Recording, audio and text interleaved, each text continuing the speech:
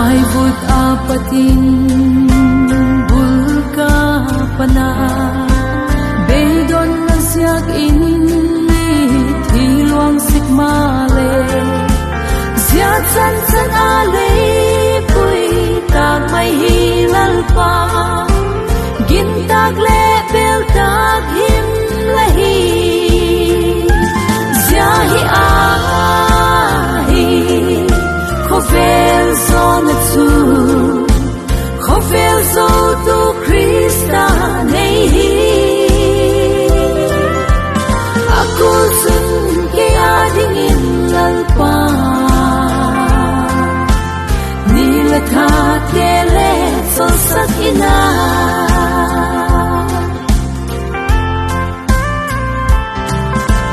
Musit leneti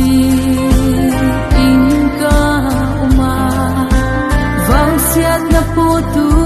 hiyal angay himaling Lalpa ng sukakyan inlaum singa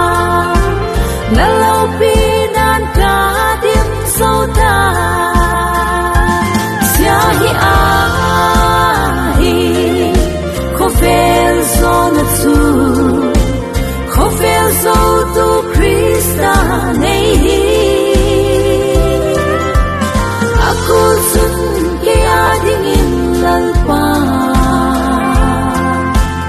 Nila tatele so sakina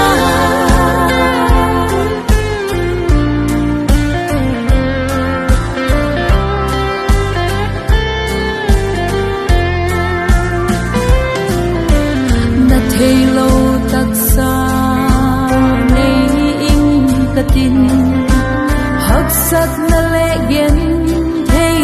na thuak lâu hi leng Lalpa happy na hi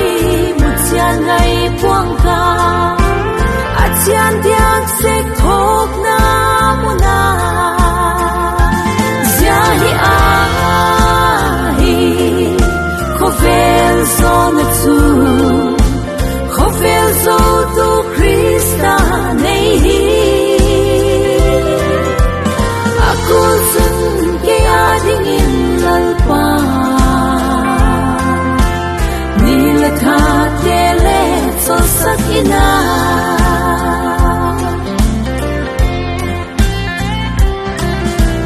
Malsom siya pa Hipa hileng Hunangin inhin Kwa mangso ngayon ka Malay katagawi Lalpa amuda Lalpa atsun kaki paki Ziyahi ahi Khofel zona tu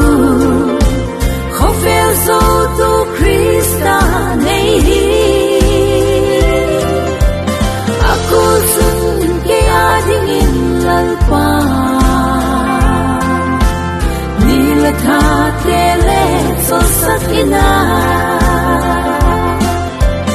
Aku sun ke ading in lalpa Nila tatele so sakina